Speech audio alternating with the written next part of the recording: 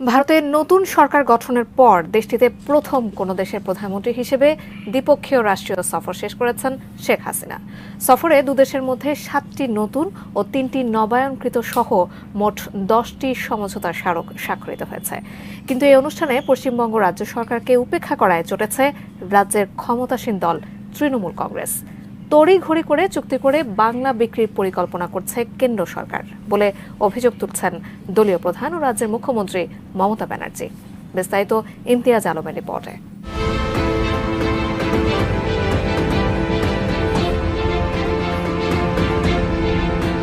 বাংলাদেশের সাথে লাগোয়া ভারতের পশ্চিমবঙ্গ প্রদেশ।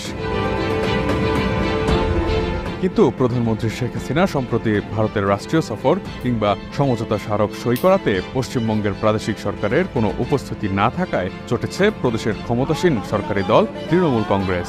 নজরুলের দেশ, রবীন্দ্রনাথের দেশ, আসলে কিন্তু মনে রাখবেন ওটা একটা ফন্দি। সফরে দুদেশের মধ্যে স্বাক্ষরিত চুক্তির মধ্যে রয়েছে গঙ্গার পানি বন্টন চুক্তির মেয়াদ বাড়ানোর সমঝোতা। গঙ্গার পানি বন্টন নিয়ে ভারতের সাথে 30 বছরের চুক্তির মেয়াদ শেষ হবে আগামী 2026 সালে। 2 বছর আগে চুক্তির মেয়াদ বাড়ানোর এই বিষয়ের পদক্ষেপকে মোদী সরকারের তড়িঘড়ি পদক্ষেপ হিসেবে আখ্যা দিয়েছে পশ্চিমবঙ্গ সরকার। শুধু তাই নয়, নতুন করে ফারাক্কা চুক্তি বাংলা বিক্রির পরিকল্পনা বলেও অভিযোগ করেছে তৃণমূল কংগ্রেস।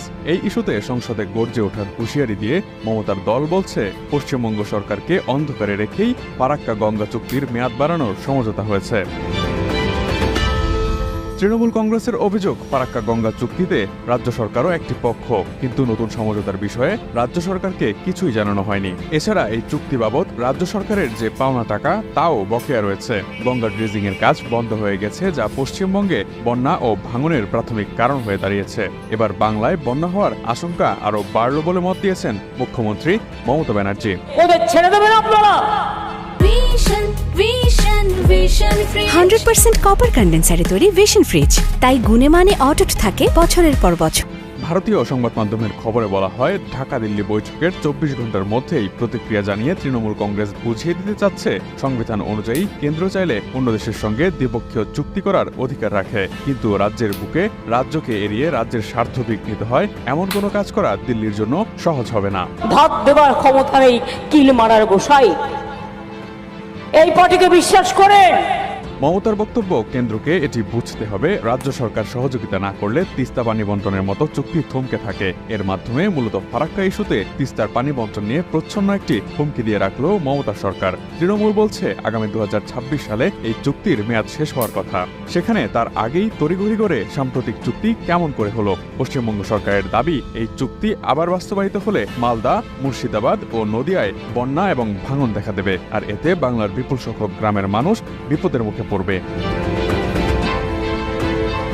তবে ফারাক্কা চুক্তির বিষয়ে ক্ষোভ রয়েছে বাংলাদেশের মানুষের মনেও। গঙ্গা নদীর উপর ফারাক্কা বাঁধের কারণে স্বাভাবিক পানি প্রবাহ ব্যাহত হয়, যার ফলে ভাটির দেশ বাংলাদেশে পানি সংকট দেখা দেয় শুষ্ক মৌসুমে।